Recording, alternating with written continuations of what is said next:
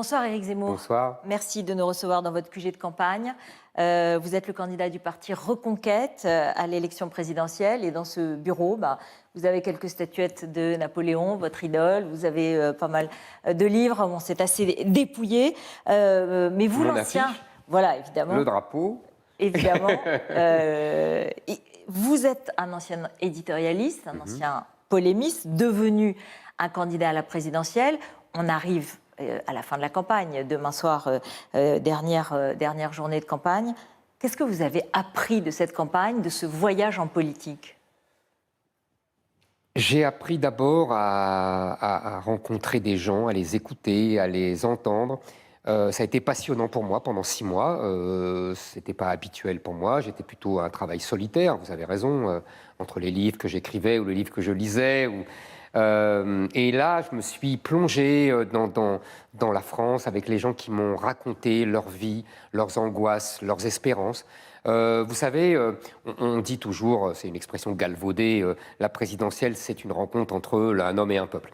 En vérité, ce que j'ai ressenti moi, c'est la rencontre entre ce à quoi je croyais et ce que les gens voyaient. Et il y a eu, vous voyez, cette osmose, cette rencontre entre ces deux phénomènes. Et quand, vous savez... vous avez été conforté par ces rencontres? J'ai été... Conforté, c'est pas très important, mais en vérité, c'était plus que conforté. Vous savez, je vous assure, c'était poignant. Quand des gens me prenaient la main, parfois des vieilles dames qui venaient, qui me prenaient la main et qui me disaient « sauvez-nous », je vous assure que ça vous prend aux tripes. Quand des gens... C'était amusant d'ailleurs parce que dans chaque ville, il y en avait un qui me disait cela, on avait l'impression qu'il s'était donné le mot. Il y en a toujours un qui venait et qui me disait « je vous attendais depuis 40 ans ».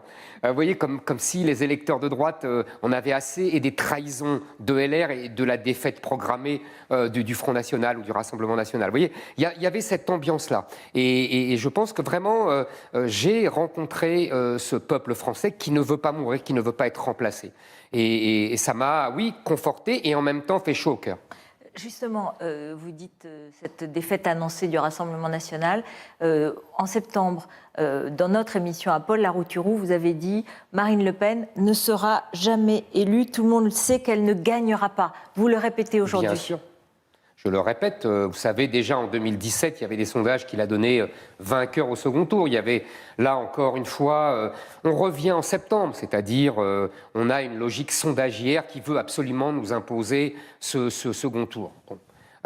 Mais je pense que, vous savez, c'est simple, la Ve République, ça repose sur un second tour de la présidentielle. Et le second tour de la présidentielle, il faut qu'il y ait des gens qui appellent à voter pour vous. On ne gagne jamais tout seul. Même le général de Gaulle n'a pas gagné tout seul. Donc vous n'appellerez pas à voter pour elle. Attendez. Donc, il y a qui... Moi, ce que je peux, c'est que je suis au milieu entre Marine Le Pen et Valérie Pécresse. Moi, si je suis au second tour, il y aura des gens du RN qui appelleront à voter pour moi, des gens de LR, comme Ciotti, Bellamy et d'autres, Nadine Morano, qui appelleront à voter pour moi. Pour Madame Le Pen, aucun de LR n'appellera à voter pour elle. Donc c'est un vote inutile en vérité. Peut-être que vous appellerez à voter pour elle et du coup elle aura des réserves. Non, mais il n'y a pas de majorité avec moi. C'est un autre sujet. Il n'y a pas de majorité avec vous? Non, il n'y a pas de majorité. Je veux dire, on ne fait pas une majorité entre nos électorats, nos deux électorats. Il faut des gens de LR. Il faut faire exploser LR pour qu'il y ait une partie qui aille résolument chez Macron. De toute façon, ils sont en train tous de préparer leur ralliement à Macron, y compris Madame Pécresse. Et un autre qui rassemble tous ces électorats de droite qui ont été divisés artificiellement par le génie tacticien de François Mitterrand, vous savez, le cordon sanitaire, l'extrême droite et la droite républicaine, tous ces mantras qui ont divisé en vérité un peuple de droite qui est fait pour être ensemble et qui pense la même chose sur la plupart des sujets. Oui, mais j'ai pas... Et je suis seul à faire ce rassemblement. C'est tout ce que je veux dire. Mais voilà. Ça veut dire que pour vous, c'est du côté LR, mais ça n'est pas du tout du côté RN qu'il y a un rassemblement à l'arrivée. Non, alors peut-être que je me suis mal exprimé. Ce que je veux dire, c'est qu'il faut rassembler tous ces électorats. Il faut réconcilier tous ces électorats qui ont été artificiellement divisés. Je vous ai dit. Bon. D'accord. Bon. Donc, à partir de là, Madame Pécresse ne peut pas et ne veut pas rassembler ces électorats. Elle l'a dit depuis le début. Madame Le Pen ne peut pas les rassembler parce qu'aucun membre de LR ne va appeler à voter pour elle. Et je découvre d'ailleurs ces derniers jours que j'ai longtemps cru qu'elle ne le pouvait pas. Je rajouterai aujourd'hui, elle ne le veut pas. On voit bien aujourd'hui, comme en 2017 d'ailleurs, qu'elle fait plus des appels à la gauche que des appels à la droite. C'est très intéressant. En fait, elle veut toujours être reconnue par la gauche. Mais elle dit qu'il faut rassembler les souverainistes de gauche, vous savez, avec elle. Mais qui est un souverainiste de gauche? Aujourd'hui, le souverainiste de gauche emblématique, c'est M. Chevènement. Et M. Chevènement est avec M. Macron. Elle fait désespérément des mamours à Montebourg qui ne veut pas d'elle. En vérité, la gauche, aujourd'hui, est absorbée, avalée, tyrannisé par l'islamo-gauchisme. On le voit avec M. Mélenchon. C'est lui qui concentre la gauche, c'est lui qui rassemble la gauche, et lui est soumis à l'islamo-gauchisme. Donc malheureusement, je le regrette, je connais cette théorie, j'ai même écrit, vous vous souvenez, beaucoup de papiers là-dessus, sur le rassemblement, à l'époque on disait les républicains des deux rives, entre Séguin, Pasqua et Chevènement. C'est une vieille histoire, on la connaît, vous et moi. Ça n'a pas marché. Dans les années 90, c'est une vieille histoire. On ressort, Marine Le Pen ressort des vieilles histoires qui, à l'époque déjà, alors qu'il y avait, je dirais, des types d'un autre niveau qu'aujourd'hui, Séguin, Pasqua, Villiers, qui est avec moi désormais, Chevènement, d'un autre niveau qu'aujourd'hui, ça n'a pas marché. Donc aujourd'hui, ça ne peut pas marcher. Pour vaincre Emmanuel Macron, il faut le rassemblement, la réconciliation des peuples de droite, c'est la seule solution pour battre Macron, et je suis le seul à le vouloir et à le pouvoir. Alors, vous avez vu, je finis simplement, oui. Vous avez vu que j'ai déjà commencé ce rassemblement avec Guillaume Pelletier, avec Marion Maréchal. On en a largement parlé. Okay. Justement, dans les sondages aujourd'hui, alors on peut évoquer un doute sur les sondages, mais aujourd'hui ils sont tous dans le même sens et ils sont ce qu'ils sont. On verra dimanche, hein. On parle de ce qui est aujourd'hui. Elle est largement au second tour dans tous les sondages. Et tout le monde dit, en fait, c'est Éric Zemmour qui lui a rendu la tâche facile. Dans le fond, votre radicalité, votre dureté affichée l'a servi. Elle a adouci son profil. Elle est devenue Marine pour les électeurs. Grâce à vous. Elle a toujours été Marine pour ses électeurs. C'est pas le sujet. Vous savez, quand même, non, là vous reprenez les éléments de langage de Marine Le Pen. Elle dit ça depuis le début. Oui, mais il faut que les téléspectateurs sachent d'où vient cette idée. Depuis le début, les journalistes reprennent, je vous assure, Ruth Elkrief, les journalistes reprennent cette idée, vous n'êtes pas la première à le dire, depuis des mois j'entends que ça, mais c'est Marine Le Pen la première qui a dit ça. Parce que depuis le début, elle voulait, comme vous dites, adoucir son image. En vérité, elle n'a fait cette campagne non pas pour gagner, non pas pour défendre des convictions, mais pour adoucir son image, pour faire une politique, pour une campagne d'image. Elle n'a pas fait vraiment campagne. Elle s'est baladée au milieu des gens pour faire des selfies, y compris avec des femmes voilées. Ça a été ça, la campagne de Marine Le Pen. Bon, c'est son choix. Moi, ce que je dis, c'est que je ne suis pas radical. Voilà. Vous savez, quand je parle, par exemple, de grands remplacements, et que je veux lutter contre le grand remplacement. On me dit, oh là là, c'est radical. Marine Le Pen dit, ce n'est pas républicain, c'est des complotistes, etc. 67% des Français craignent le grand remplacement. Quand je dis, je vais créer un ministère de la remigration pour renvoyer les fichiers étrangers, les délinquants étrangers, etc., on me dit, Marine Le Pen dit, comme toute la gauche, comme Macron, ce n'est pas républicain. Qu'est-ce qu'on constate? On fait un sondage, on a fait 2 sondages, entre 55 et 65% des Français qui sont favorables à ce ministère. Donc c'est votre principal adversaire aujourd'hui? Mais non, c'est pas radical. Elle est votre principal adversaire? Ce que je veux démontrer là, c'est que ce n'est pas radical, que les Français sont majoritairement, massivement, 2/3, d'accord avec moi. Vous voyez, c'est à partir de ce degré-là, ou alors toute la France est radicale, ou personne ne l'est. Donc c'est tout ce que je vous réponds. Alors on verra dimanche soir, évidemment. Et je voudrais dire pour les sondages quand même, il faut quand même en un mot, parce que s'il n'y avait pas les sondages, qu'est-ce qu'on dirait aujourd'hui? Vous êtes comme moi, vous avez été formé au journalisme politique comme moi, et vous avez été habitué à regarder les faits politiques. Si, imaginez 30 secondes, il n'y a pas de sondage. Comme avant, vous vous souvenez, c'était interdit pendant les 15 derniers jours. Qu'est-ce qu'on dirait? On dirait qu'il y a 2 dynamiques. Celle de M. Mélenchon, qui fait des meetings qui rassemblent, avec une campagne dynamique, et la mienne. C'est moi qui rassemble le plus de personnes au Trocadéro, c'est moi qui fais les meilleures audiences à la télévision. Mon meeting du Trocadéro a été regardé par 7 millions de personnes. C'est moi qui ai créé un parti avec 120 000 adhérents. Vous voyez, tous ces signes qui donnent qui symbolisent une dynamique. Et après, on me dit... Vous l'aviez, cette dynamique, dans les sondages, au début. Au début, vous l'aviez. Bien sûr. Donc, en fait, les sondages ont reflété cette dynamique. Mais il se trouve qu'aujourd'hui, elle semble enrayée. Et on va voir pourquoi, on va en parler. Très bien. moi je vous dis simplement, en 1995, il y avait 10 points d'écart, une semaine avant, entre Édouard Balladur et Jacques Chirac. Ça, 10 points. Oui, mais Et ça s'est fini, attendez, ça s'est fini à 1,5 point. Et Nicolas Sarkozy, à l'époque, était furieux, légitimement, maintenant je le comprends. Je vous avoue que je ne l'avais pas compris à l'époque, mais je le comprends aujourd'hui, parce que les baladuriens se sont arrêtés de faire campagne. Ils auraient pu renverser la donne.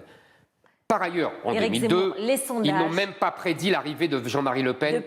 Depuis 2002, et leur erreur de 2002, Oui. ils ont donné, les sondages, le couple du second tour systématiquement, correctement, tous les sondages depuis 2002, à part 2002. Vous avez Donc, raison. bon, voilà. Mais je vous assure que mon histoire de Balladur-Chirac oui, est très j'entends importante. très bien. C'est 10 points. Non, mais j'entends et très bien. regardez, en 2019, au régional, oui, Marine Le Pen et le Front National devaient gagner entre 3 et 5 régions. Elles n'en ont gagné aucune.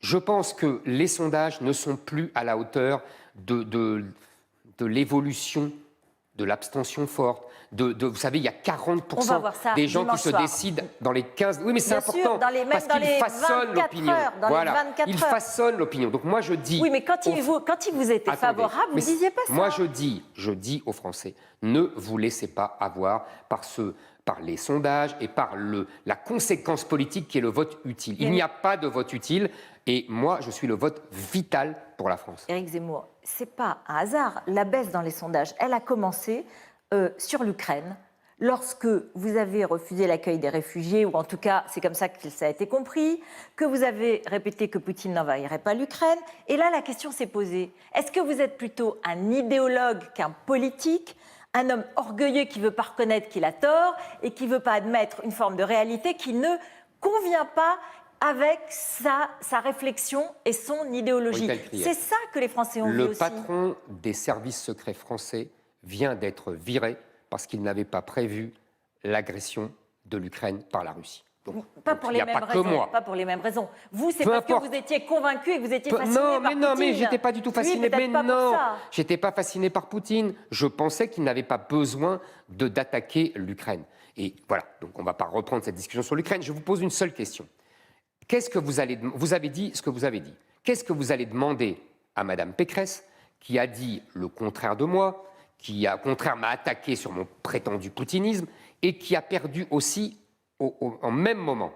La vérité, c'est que nous avions des électorats en commun, c'est-à-dire des électeurs de François Fillon. Il y en avait chez elle, il y en avait chez moi, et il y en avait chez Emmanuel Macron. Et ces électeurs-là, contrairement aux électeurs de Marine Le Pen, ces électeurs-là, qui sont des gens plutôt âgés, le plus souvent, quand il y a eu la guerre, ont préféré, se sont dit qu'il fallait, vous savez, le fameux effet drapeau, se rassembler autour du président de la République. C'est ça qui s'est passé. D'accord, mais ça a continué. Donc ça n'a rien à voir avec ce que j'ai dit. Non, mais quand même.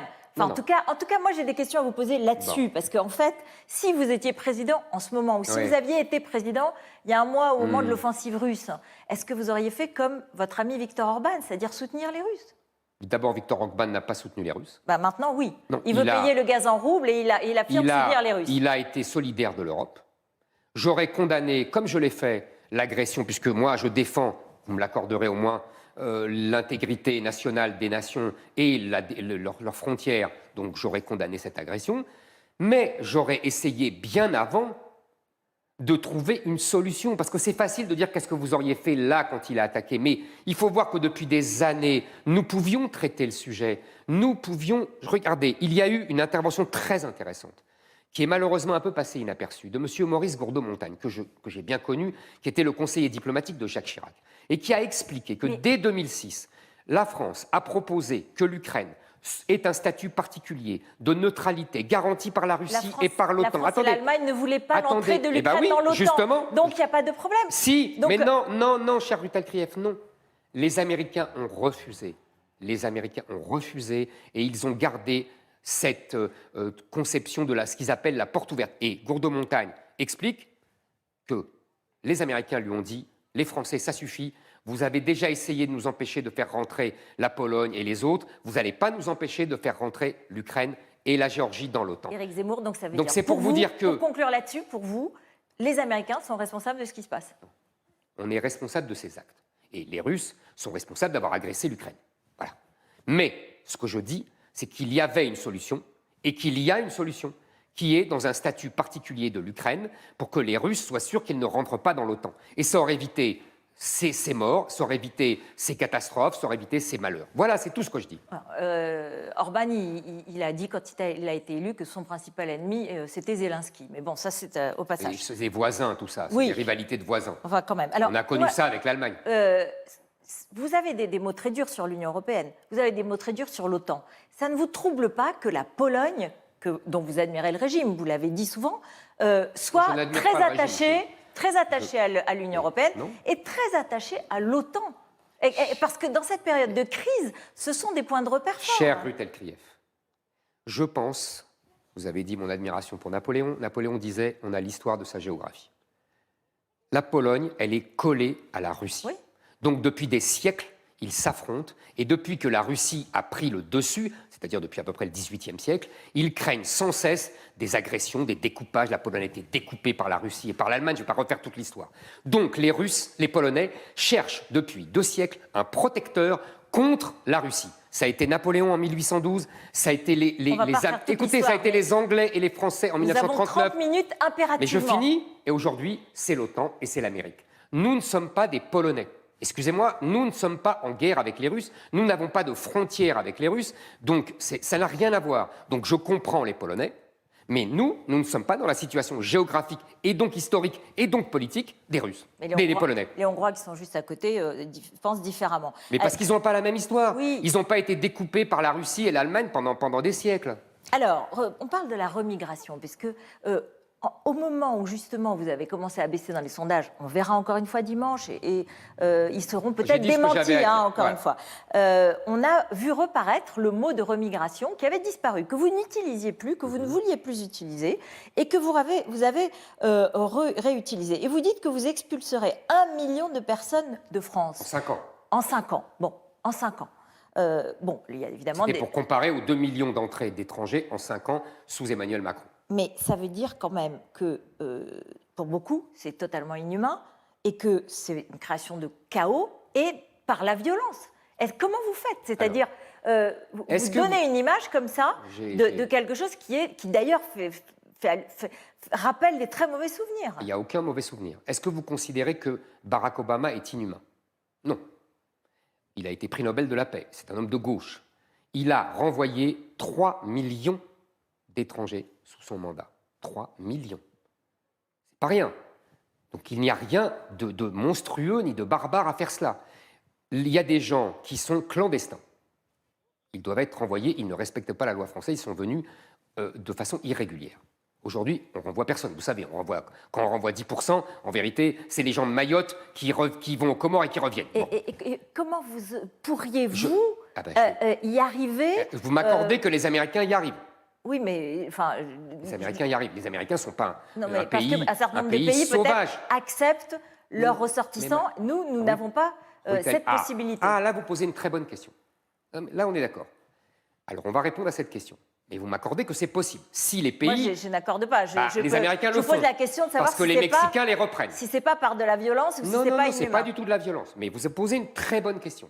Les fameuses OQTF, c'est-à-dire OQTF, obligation de quitter le territoire français, qui, vous avez tout à fait raison, sont des laissez-passer, et ne sont pas les laissez-passer, doivent être signés par les pays étrangers qui doivent reprendre évidemment leurs ressortissants clandestins. Et vous avez raison, les Algériens, les Marocains, les Maliens ne signent pas ces laissez-passer. Alors, je veux dire que nous ferons pression sur ces gouvernements. Et il y a toute une batterie de mesures. Il y a d'abord la suppression des aides au développement.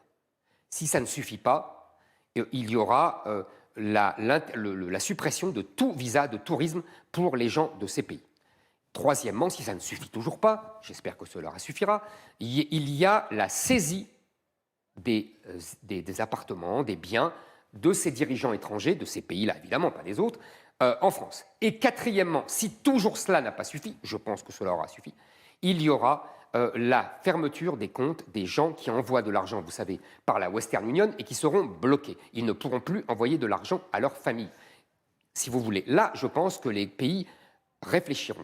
Par ailleurs... Vous rompez donc toutes les relations diplomatiques avec tous ces pays. Attendez, ce sont eux qui nous agressent. D'accord, mais en refusant... le résultat, pas du tout, ils signeront, mais c'est à eux de signer. Enfin, c'est tout à fait... Nous, si on a des clandestins, on les reprend et on signe les OQTF. Ce n'est pas, ce n'est pas respectueux, ce n'est pas courtois, ce n'est pas civilisé de ne pas signer ces OQTF. Qu'est-ce que vous faites avec les médecins étrangers qui sont aujourd'hui et qui rendent de très grands services à l'hôpital, qui sont aussi, par exemple, dans le BTP ou dans la restauration, dont les chefs d'entreprise disent « mais si on n'a pas ces étrangers, on ne peut pas faire marcher nos entreprises ». Alors, d'abord, je ne renvoie aucun étranger en situation régulière. Ce que je dis simplement, c'est que je supprime les droits de séjour à long terme, les renouvellements automatiques, vous savez, ces droits de 10 ans, etc., automatiques. Ça, je les supprime. Mais en revanche, les gens qui ont des titres de séjour réguliers, comme les médecins dont vous parlez, il n'y a aucune raison que je les renvoie. Deuxièmement, vous dites qu'ils rendent des grands services. Vous avez tout à fait raison. Je voudrais dire quand même qu'ils rendent des grands services parce que notre politique a été stupide. Nous avons fait un numerus clausus qui a empêché... Qui a été supprimé en 2019 dans la loi absolument, mais Buzyn, vous avez raison. Buzyn. Dans la lettre, oui, mais pas dans les faits. Mais peu importe. Ça prend des années. Absolument, vous avez raison. Mais ce que je veux dire, c'est que ça interdit à des petits Français, pour un demi-point parfois, vous voyez, c'était tragique, de devenir médecin. Donc, mais ceux-là n'auraient aucune raison de partir. Mais je voudrais dire deux mais, si vous me permettez. Premièrement, il ne faut pas croire que tous les étrangers, même en situation régulière, sont en France pour travailler. Sur les 275 000 entrées légales en France par année, qui est colossal, il y a seulement 12%, Britel Krief, de gens qui viennent pour travailler. Tous les autres, c'est du regroupement familial, c'est des étudiants, etc., etc. Par ailleurs, le taux d'inactivité, je dis bien d'inactivité, ça veut dire des chômeurs et des inactifs, des étrangers extra-européens est de 55%. C'est colossal. Alors, et troisième chose... Selon Eurostat, ce chiffre ne serait que de 38%. C'est faux. Mais bon, on ne va pas se lancer dans une querelle de chiffres. Attendez, je finis un point. Vous avez raison encore. Dans le bâtiment, dans la restauration, on le voit, dans les cuisines, à la plonge, il y a, dans les métropoles, que des étrangers. Je tiens à dire quand même que dans les petites villes, où il n'y a pas d'étrangers, en Corrèze, on ramasse quand même les poubelles, on fait la vaisselle dans les restaurants, et on construit des immeubles. Donc ça prouve que là, les Français le font. Ce que je veux vous démontrer, c'est qu'en vérité, on prend des étrangers parce qu'autour des métropoles, il n'y a quasiment plus que des étrangers.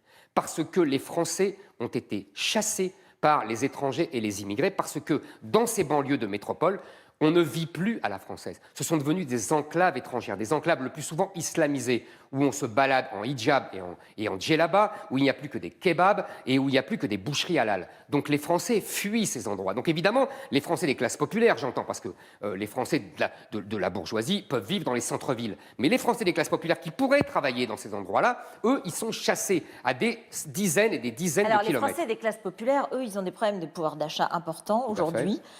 Et vous proposez une baisse de la CSG pour les salariés modestes, vous proposez une prime zéro charge. Une prime zéro charge. Et qui peut arriver jusqu'à 3 mois, qui peut aller jusqu'à 3 mois de salaire. Bah, j'ai vu, c'est comme Emmanuel Macron, il veut aussi une prime Macron qui veut tripler. Et pareil, il y a aussi d'autres mesures. Accordez-moi qu'il est venu après moi. Oui, mais enfin non, la prime Macron, elle était après les Gilets jaunes. Oui, mais vous avez tout à fait raison. Donc c'est la vôtre qui vient après. Mais moi, ça ne me gêne pas, je peux m'inspirer de ce qu'il fait. Il y a une petite différence, si vous me permettez, qui est philosophiquement différente. C'est que lui, sa prime, c'était pour tous les salariés d'une entreprise. Moi, c'est pour les salariés méritants. Et lui, elle était plafonnée à 1 000 €. Moi, elle n'est pas plafonnée. Ça peut être un 13e mois, un 14e mois, un 15e mois. Là, mais c'est quand même important. Là, elle est augmentée théoriquement dans le programme d'Emmanuel Macron. Dans votre budget, j'ai regardé, donc vous proposez 60 milliards de dépenses, avec la construction de 10 000 places de prison, recrutement de 50 000 accompagnants d'élèves en situation de handicap, création de 400 000 nouvelles places d'EHPAD, augmentation de 30 milliards du budget de la défense, par exemple. Et 28 milliards de dépenses, de baisse d'impôts. Je suis le candidat qui baisse le plus les impôts. Des impôts pour les personnes et pour les entreprises. C'est pour ça que je me disais, vous proposez la retraite à 64 ans, vous voulez baisser les impôts, vous faites une prime, ça ressemble au programme Macron. Ah bon? Bah oui. Ah bah vous êtes amusant. Bah oui. Parce que, excusez-moi, moi je baisse beaucoup. Mais de toute façon, je vais vous dire. Le programme Macron, vous auriez pu dire le programme Pécresse, il y a des gens qui veulent baisser les impôts. Il y a des gens qui veulent les augmenter. Marine Le Pen veut rétablir l'ISF de 1981. Il y a des gens qui, effectivement, veulent augmenter l'âge de la retraite pour sauver le système par répartition. Et puis il y a des gens, comme Mélenchon et Marine Le Pen, qui ne le veulent pas. C'est des choix politiques, ça ne veut pas dire que sur le reste, on est d'accord. Il peut y avoir des accords ponctuels. Moi, ce que je dis, c'est qu'il faut baisser les impôts parce que nous croulons sous les impôts. Nous sommes le pays le plus imposé du monde. Et pourquoi nous sommes le pays le plus imposé du monde? Parce que, d'abord, il y a une gabegie administrative. On a vu avec l'affaire McKinsey, là, accordez-moi que ça, c'est pas comme Macron. Moi, je ne ferai pas travailler des cabinets américains, je ferai travailler les hauts fonctionnaires français, puisqu'on les paye pour cela. Par ailleurs... Justement, non, mais dans vos économies, bien sûr, j'entends, dans vos économies, parce qu'il y a un budget, ça s'équilibre, vous avez 60 milliards d'économies pour équilibrer votre budget. Bien sûr. Et là, la suppression des aides sociales pour les étrangers, vous dites que ça rapporterait 20 milliards. Même Marine Le Pen, dans son projet, c'est 15 milliards. Et pour les économistes, de toute façon, ce n'est pas du tout ces sommes-là. C'est beaucoup trop surestimé. Vous avez aussi la lutte contre les gaspillages et l'aide des organisations. Je suis pas d'accord La avec lutte vous. contre les fraudes, 15 milliards. Tous les économistes disent que c'est très surestimé et donc c'est pas équilibré. Les économistes se trompent tout le temps. Excusez-moi. Moi, je me souviens de Jacques Chirac disait les économistes se trompent tout le temps. Moi, j'ai retenu la leçon. Il avait raison. Donc, il ne faut pas que ces gens-là nous donnent des leçons. Ils se plantent tout le temps. Donc, moi, je peux vous dire que les 20 milliards, vous verrez que je me demande même si ce n'est pas sous-estimé. On a été très mesurés. Parce que ce n'est pas seulement les allocations sociales que je décris toujours, c'est-à-dire RSA, allocation logement et allocation familiale. Je cite toujours celle-là, pour aller vite. Mais en vérité, il y a une liste, une litanie de dizaines d'aides sociales diverses. Vous voyez, l'aide à l'enfant, l'aide ceci, l'aide cela, on a multiplié depuis 30 ans. C'est toutes celles-là que j'enlève. Alors, évidemment, on me fait le calcul avec les 3 que je donne, mais ce n'est pas la même chose. Vous voyez, pour tout le reste, c'est pareil. En tout cas, comme c'est la même chose que dans le programme de Marine Le Pen, elle les met à 15 milliards et vous à 20. Donc voilà, c'est quand même déjà intéressant. Alors, la politique, c'est notre dernier chapitre, ça va vite. Marion Maréchal a dit qu'elle s'allierait bien avec Éric Ciotti, mais lui, a priori, pour le moment, il demande plutôt aux députés LR de rester bien dans leur groupe, les Républicains. Donc les perspectives ne sont pas si évidentes. Attendez. Aujourd'hui, on n'a pas encore le premier tour. Vous savez, Georges Pompidou disait une phrase que j'aime beaucoup, la différence entre la veille de l'élection et le lendemain de l'élection, c'est que l'élection a eu lieu. Au-delà de la boutade, vous comprenez ce qu'il voulait dire. C'est-à-dire qu'il y a un effet politique et donc psychologique de l'élection. On voit les vrais chiffres et pas les sondages, etc. Et là, il y a des conséquences politiques. Je le répète, si je suis au second tour, Éric Ciotti l'a déjà dit, vous me l'accorderez ça au moins, il appelle à voter pour moi. Pareil pour François-Xavier Bellamy. Pareil pour d'autres. Je suppose que Nadine Morano n'appellera jamais à voter pour Emmanuel Macron. Les autres, les centristes, appelleront à voter pour Macron. À partir de là, si des gens appellent à voter pour un candidat au second tour de la présidentielle, ça favorise des rapprochements aux législatives. C'est comme ça qu'on a toujours fait dans la politique française de la Ve République. Et si vous n'arrivez pas au second tour, est-ce que quand vous dites à Valérie Pécresse, Madame 20h02, elle appellera à voter Macron, est-ce que vous, à 20h01, vous appellerez à voter Marine Le Pen? Mais moi, en tout cas, on ne sait pas ce que je vais faire, et moi, je serai au second tour. Non, mais moi, je serai... Vous savez ce que vous allez faire? Je serai au second tour. Voilà. Pour l'instant, je ne me mets pas dans une autre cas de figure. C'est normal d'ailleurs. Tous les autres font la même chose. C'est logique. On n'a pas à se mettre dans un autre cas de figure. Donc moi, ce que je sais, c'est des logiques politiques. Madame Pécresse, elle a déjà fait, pas moi, elle a déjà fait appeler à voter Macron en 2017. Donc c'est tout. Moi, ce que je disais, c'est qu'elle le referait. Parce qu'en plus, son programme est très proche sur tous les sujets. Alors, vous avez fait un tweet aujourd'hui. Jusqu'où ira Macron pour voler l'élection? Cette phrase très dure. Est-ce que ça veut dire que vous ne reconnaîtriez pas le résultat si jamais il était qualifié au premier tour et au deuxième tour? Non. Évidemment, je reconnaîtrai le résultat. Mais je ne suis pas dans la contestation des résultats. Ils sont fiables. Voilà, je dis, vous avez compris, c'est une expression, voler l'élection. Ça veut dire qu'on fait tout pour enjamber cette élection, pour ne pas faire campagne. Là, il fait campagne dans les 15 jours. Franchement, on n'a jamais vu ça. Même François Mitterrand, en 1988, qui s'était déclaré très tard, le 22 ou 23 mars, on a le même souvenir, avait fait 1 mois de campagne et il avait fait des grands meetings. Je me souviens avoir assisté au meeting de Toulouse, etc. Emmanuel Macron fait un meeting et il ne remplit pas toute la salle de l'Arena, où il y a 40 000 places. Vous voyez, moi je dis, c'est pas faire campagne, ça. C'est pas respecter le choix démocratique. Mais d'ailleurs, Marine Le Pen fait un peu la même chose. Elle refuse tout débat, etc. Ces deux-là veulent absolument nous imposer, ça fait 1 an que ça dure, et même 5 ans, nous imposer leur duel. Marine Le Pen pour sauver sa boutique, qui est surendettée et qui a besoin de financement public, et Emmanuel Macron parce qu'il sait qu'il va gagner à tout coup face à Marine Le Pen. Donc il y a une alliance objective. Voilà, donc moi, je suis là pour bouleverser cette alliance objective. Merci beaucoup. Merci de nous avoir accordé cet entretien. Merci à vous.